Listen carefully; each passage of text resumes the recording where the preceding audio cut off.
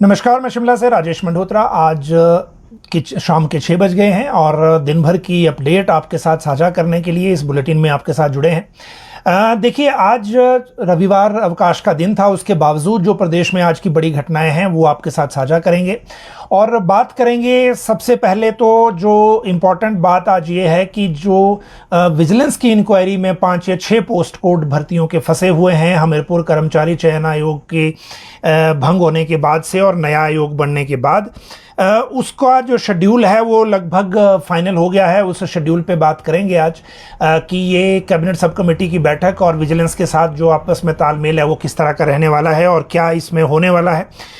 दूसरी बात करेंगे, जो आज इम्पॉर्टेंट अपडेट है वो मंत्री के खिलाफ एक केस कोर्ट ने रद्द कर दिया है। सीपीएस पहले थे राजेश धर्माणी, अब मिनिस्टर हैं टीसीपी के, टेक्निकल एजुकेशन भी देख रहे हैं और इनको लेकर जो अपडेट आई है वो ज़रूर आपके साथ आज बात करेंगे कि जो केस इनके ऊपर हुआ था। और इंटरेस्टिंग ये है कि ये केस क्या था वो भी अपने आप में बड़ा रोचक है, क्योंकि एक जो व्यक्ति हैं उनको सस्पेंड किया गया था इनकी शिकायत पर, और उसने जिसको सस्पेंड किया गया था उसने ये क्रिमिनल डेफामेशन का केस कर दिया। तो ये पूरा मामला आज समझने का है। मुख्यमंत्री कल आईजीएमसी जाएंगे और वहाँ एक भवन कैंसर अस्पताल का है, उसको लेकर जो उद्घाटन बड़े दिनों से पेंडिंग है वो भी एक कार्यक्रम उसमें होने वाला है। हिमाचल का पैसा दिल्ली में फंस गया है और ये वो पैसा है जो निर्मला सीतारमण ने केंद्रीय वित्त मंत्री होते हुए बजट में अनाउंसमेंट की थी। बजट भाषण में हिमाचल का नाम आया था मल्टीलेटरल असिस्टेंस के नाम पर, और ये पूरा विवाद अब जिद क्यों बन गया है दोनों साइड से वो बताएंगे आपको। डिप्टी सीएम मुकेश अग्निहोत्री आज जेपी नड्डा से दिल्ली में मिले हैं। केमिकल एंड फर्टिलाइजर मिनिस्टर भी हैं, स्वास्थ्य के भी मंत्री हैं, बल्क ड्रग पार्क से लेकर जो मेडिकल कॉलेजों तक बात हुई है वो बात करेंगे। जयराम ठाकुर ने सरकार पर एक आरोप लगाया है, उसकी बात करेंगे। बिजली बोर्ड में एक बड़ा फैसला होने वाला है। कैबिनेट सब कमेटी ऑलरेडी बनाई हुई थी, लेकिन एक कैटेगरी की जो पोस्ट है उसको खत्म करने का ये निर्णय है, विस्तार से बात करेंगे। मस्जिद तोड़ने पर एक बैठक होनी है कल, वो भी आपको अपडेट देते हैं। और प्री नर्सरी भर्ती में एक नया विवाद क्या जुड़ गया है वो बात करेंगे। हालांकि जो इलेक्ट्रॉनिक डेवलपमेंट कॉरपोरेशन है उनको ये मामला अब एलिमेंट्री ने भेज दिया है भर्ती के लिए। परख एग्जाम ने एक बार फिर से पोल खोली है, वो क्या है बात करेंगे। सुजानपुर संधोल सड़क के लिए 41 करोड़ की बात आज किसने बताई। सेब बागवानों को इस बार ए ग्रेड के सेब के पौधे कितनी किस्म के मिलेंगे वो बात करेंगे। 85 लाख चढ़ावा 3 नवरात्रों में मंदिरों में चढ़ा है, विस्तार से बात करेंगे। और चिट्टा तस्कर जो पकड़े हैं वो भी बात करेंगे। देखिए, हिमाचल में जो चिट्टा तस्करी का जो मामला है ये अब एक तरह से नया नहीं है, और हाल ही में रोहडू में जो एक बड़ा सप्लायर कुपवाड़ा से जो आया था जम्मू कश्मीर से, उसको पकड़ा गया था। उसके पूरे रैकेट में बहुत से जो अभी तक की रिकवरी हुई है, गिरफ्तारियां भी बहुत हुई हैं। लेकिन इन गिरफ्तारियों के बाद भी अब कितना जो ये और मामला आगे पुलिस कर रही है या फिर जो इंक्वायरियां हैं वो किस तरह से चल रही हैं वो एक सेपरेट मैटर है। लेकिन आज जो पंजाब के फजिल्का से ये दोनों आरोपी हैं, इनको बालूगंज के पास एक जो मानसिक अस्पताल नीचे को मनोरोग अस्पताल है उसके पास एक नाका है, क्रॉसिंग पर ही समझिए आप इस नाके को, वहाँ पे पुलिस ने रोका लोगों को। और ये जो बाइक पर आ रहे थे पंजाब से, हरप्रीत सिंह और रणजीत सिंह का नाम है, फजिल्का के रहने वाले हैं पंजाब के। और इन्होंने जब इनको रोका गया और जब तलाशी ली गई तो पता चला कि इनके पास चिट्टा मिला और ये सप्लाई देने के लिए ही शिमला आए थे। तो ये इस तरह के मामले हिमाचल में लगातार मिल रहे हैं और ये मामला चिट्टे का जो नेटवर्क है उसको गंभीरता से देखने की ज़रूरत है। अगली बात करेंगे, जो 85 लाख का चढ़ावा 3 दिन में शक्तिपीठों में चढ़ा है हिमाचल के। देखिए, अश्विन नवरात्र में के जो ये अभी क्रम चल रहा है, इसमें रविवार के दिन भी श्रद्धालुओं की लंबी कतारें मंदिरों में देखी गई, लेकिन 3 दिनों में शक्तिपीठों में 82 लाख नगद चढ़ावा चढ़ा है।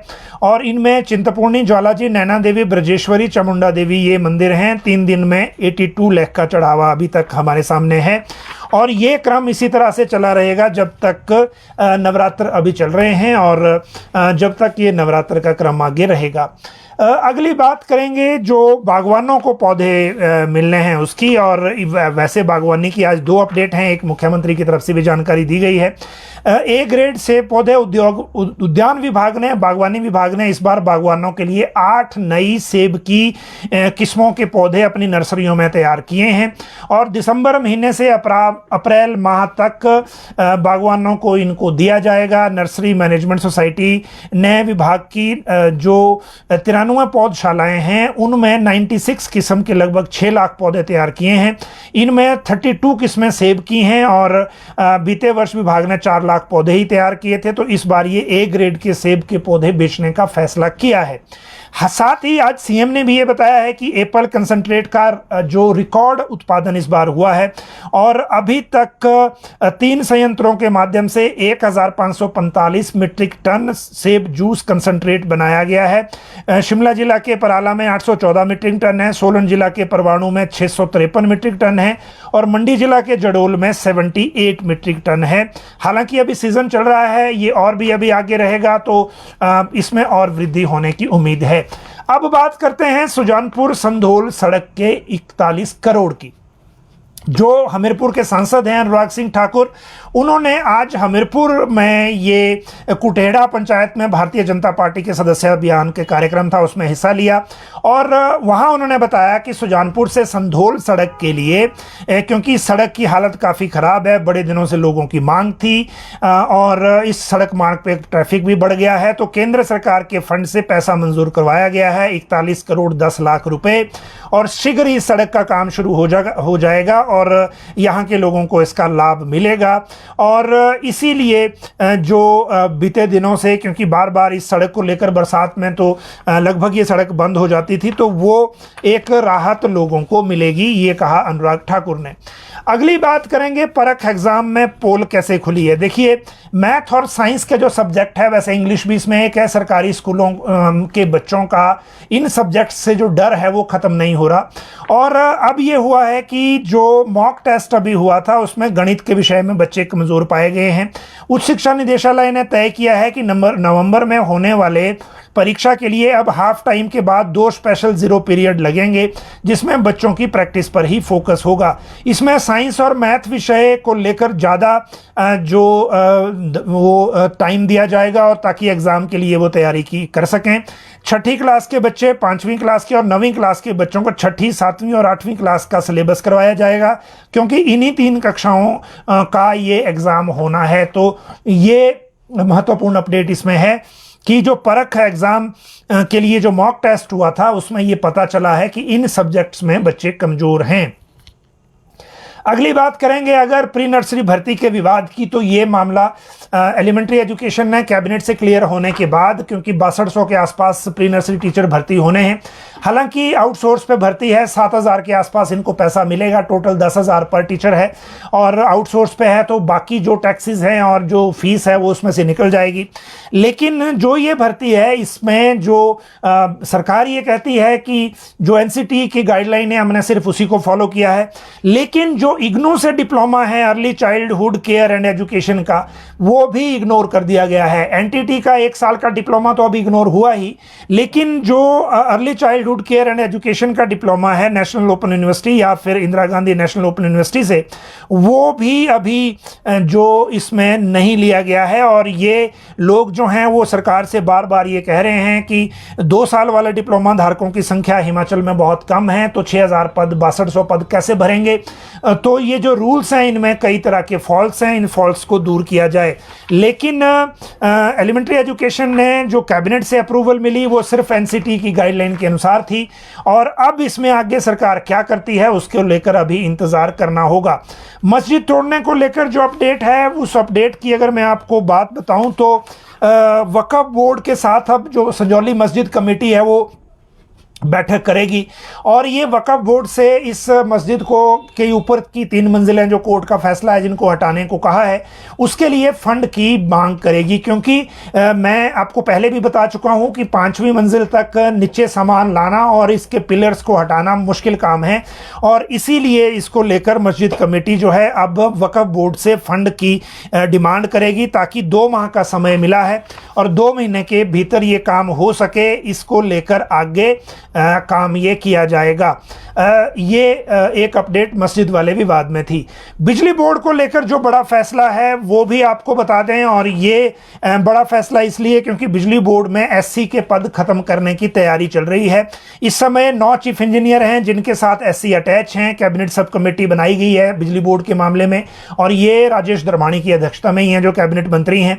और उस कैबिनेट सब कमेटी ने कुछ सिफारिशें बनाई हैं, उसमें एससी के पद खत्म करने का विचार है। इस पर कर्मचारियों और अभियंताओं के ज्वाइंट फ्रंट ने विरोध किया है। ऊर्जा सचिव राकेश कंवर को पत्र लिखा है और कहा है कि यदि ऐसा होता है तो पदोन्नति लाभ प्रभावित होंगे और कर्मचारियों के साथ जो एग्रीमेंट हुआ है विघटन के समय उसका भी उल्लंघन होता है, इसलिए सरकार इस कदम को ना उठाए, ये डिमांड इस पत्र में की गई है।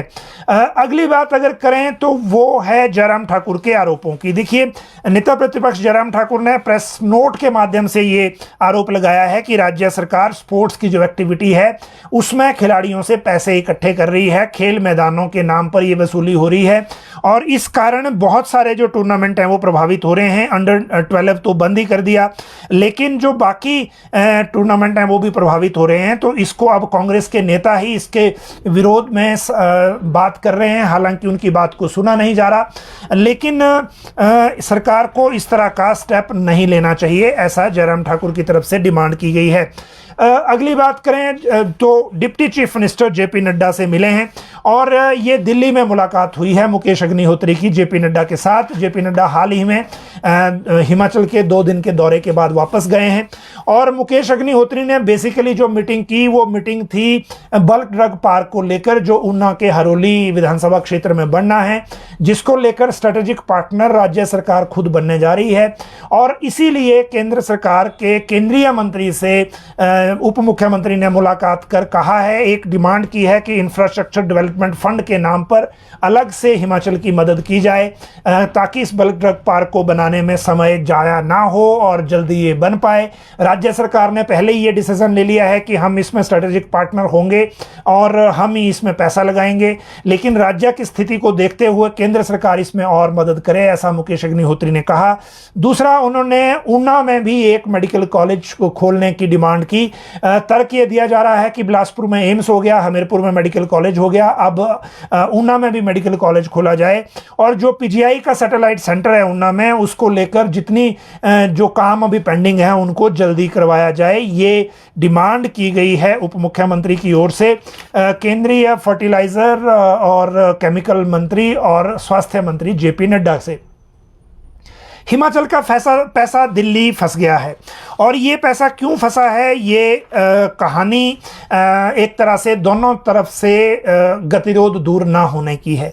देखिए, निर्मला सीतारमण ने इस बार जो पहला बजट अपना दिया था 23 जुलाई 2024 को, क्योंकि लोकसभा के चुनाव होने के बाद जब तीसरी बार नरेंद्र मोदी की सरकार बनी तो फिर क्योंकि इससे चुनाव से पहले वोट ऑन अकाउंट था और उसके बाद रेगुलर बजट दिया गया। इस बजट की घोषणा में, बजट भाषण में निर्मला सीतारमण ने कहा था कि केंद्र सरकार असम, सिक्किम और उत्तराखंड को ग्रांटिंग एड देगी और हिमाचल को आपदा राहत के लिए जो आपदा से नुकसान हुआ था मल्टीलेटरल असिस्टेंस दी जाएगी। ये अनाउंसमेंट बजट में की गई थी, बजट भाषण में की गई थी। इस अनाउंसमेंट के इमीडिएट बाद सेम हफ्ते में ही हिमाचल सरकार ने जो केंद्र सरकार को एक पत्र भेजकर इसकी आपत्ति जताई थी कि जब 3 राज्यों को ग्रांटिंग एड मिल रही है तो हिमाचल को मल्टीलेटरल असिस्टेंस क्यों, और हिमाचल को भी ग्रांटिंग एड ही दी जाए। अब इन दोनों में डिफरेंस ये है कि अगर ग्रांटिंग एड मिलेगी तो राज्य सरकार अपनी ज़रूरत के मुताबिक उस पैसे को खर्च सकेगी, अगर मल्टीलेटरल असिस्टेंस मिलेगी तो सिर्फ फंडिंग एजेंसीज के माध्यम से पैसा आएगा जो सिर्फ डीपीआर के जरिए जाने वाले प्रोजेक्टों के लिए ही होगा। मतलब वो टाइड मनी होगा, अनटाइड नहीं होगा। राज्य सरकार को इस वक्त लूज मनी की जरूरत है ताकि हम अपना जो ट्रेजरी का बैलेंस है उसको मेंटेन कर सकें। लेकिन जब हमने एक हफ्ते में ही इसको अपोज कर दिया, एक तरह से आपत्ति जता दी, उसके बावजूद केंद्र सरकार ने एडीबी और वर्ल्ड बैंक को कहा कि आप नेगोशिएशन की प्रक्रिया शुरू करिए हिमाचल सरकार के साथ, ताकि हम हिमाचल सरकार को मल्टीलेटरल असिस्टेंस देने पर फैसला ले सकें। इसके बाद वर्ल्ड बैंक ने हिमाचल सरकार के अधिकारियों को फोन किया कि वो उनका मिशन हिमाचल आना चाहता है और वो हिमाचल सरकार अपना शेड्यूल बताए कि वो वर्ल्ड बैंक का मिशन कब हिमाचल आए, ताकि हिमाचल सरकार के अधिकारी उस मिशन में साथ हों और जो नुकसान हुआ है उसकी भरपाई को लेकर हम जो अगला काम है वो किया जा सके। लेकिन हिमाचल सरकार की तरफ से वर्ल्ड बैंक को शेड्यूल अभी तक नहीं दिया गया है, क्योंकि अगर हिमाचल इसको एग्री करेगा तो ऐसा लगेगा कि हमने एग्री कर लिया कि हमें ग्रांट नहीं चाहिए, हमें मल्टीलेटरल असिस्टेंस चाहिए।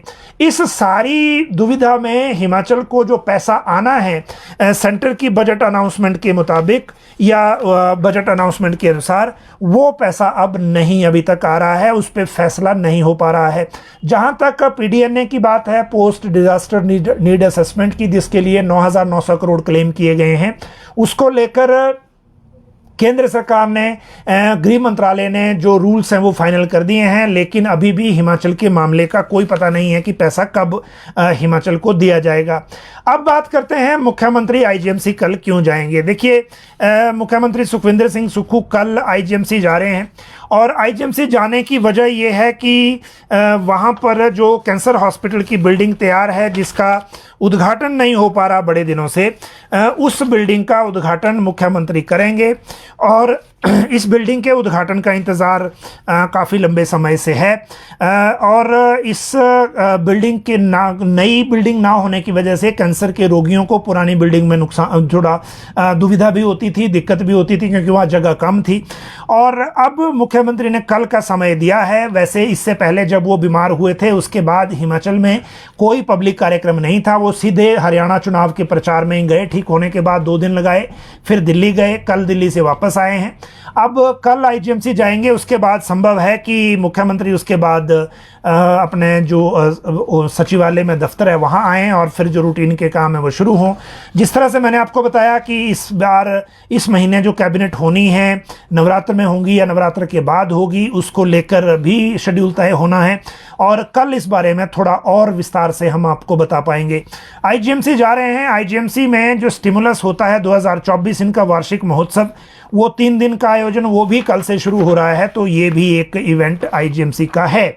अब बात करेंगे कि मुख्यमंत्री के खिलाफ जो केस है वो रद्द कौन सा हुआ है, और ये मंत्री हैं अभी तकनीकी शिक्षा मंत्री राजेश कुमार धर्माणी, और इनके ऊपर जो घुमारवीं कोर्ट में एक केस चला था आपराधिक मानहानि का, क्रिमिनल डेफेमेशन का, और 11/9/2017 को जो वहाँ घुमारवीं का कोर्ट है वहाँ प्रार्थी के खिलाफ प्रोसेस जारी करने के आदेश दे दिए थे उस कोर्ट ने, यानी कि राजेश धर्माणी के खिलाफ। उसके खिलाफ राजेश धर्माणी हिमाचल हाई कोर्ट आए और यहाँ पर न्यायाधीश संदीप शर्मा ने धर्माणी द्वारा दायर याचिका को स्वीकार करते हुए मामले से संबंधित तमाम कार्यवाही को रद्द करने का निर्णय सुनाया। कोर्ट ने अपने निर्णय में कहा कि ये मामला धारा 499 में दर्शाए अपवादों के दृष्टिगत मानहानि के अपराध के दायरे से बाहर है। तकनीकी आधार व आरोप की प्रकृति के दृष्टिगत भी निचली अदालत के आदेश में खामियां पाई गई, जिसे प्रोसेस जारी करने से पहले कानूनी तौर पर जांचना परखना अति आवश्यक था। कोर्ट ने कहा कि ट्रायल कोर्ट के समक्ष मामले की कार्यवाही को आगे जारी रखना न्यायिक प्रक्रिया का दुरुपयोग होगा, इसलिए वो इस केस को रद्द कर रहे हैं। अब देखिए, हुआ ये था 2012 का ये मामला है और एक जो स्कूल में चीफ गेस्ट बुला लिया था उस वक्त के रिटायर वरिष्ठ प्रबंधक ख्यालीराम शर्मा को, और उसके बाद ख्यालीराम शर्मा ने कार्यक्रम के दौरान सरकार के साथ साथ सत्ताधार पार्टी की कांग्रेस होगी उस वक्त, तो उनकी नीतियों का भी विरोध करना शुरू कर दिया। शिकायत करके राजेश धर्माणी को जब इसका पता लगा, क्योंकि सुरम सिंह द्वारा प्रस्तुत संस्करण को सही मानते हुए मुख्यमंत्री को डीओ नोट भेजा और शिकायतकर्ता के खिलाफ उचित कार्रवाई करने की मांग की। धर्माणी की शिकायत पर उसको सस्पेंड कर दिया गया और जिसको सस्पेंड किया गया उसने क्रिमिनल डेफेमेशन का केस कर दिया। तो ये इसमें पूरा मामला था। अब बात करते हैं जो फंसे रिजल्ट पर बैठक है, जो 5 पोस्ट कोड पहले थे जिसमें 4 एफआईआर थी और 5वां जो है वो जांच के अधीन था। फिर एक जो था जिसको घोषित रिजल्ट कर दिया था और रिजल्ट निकल गया था लेकिन अपॉइंटमेंट अभी तक नहीं मिली है, मार्केट सुपरवाइजर शायद।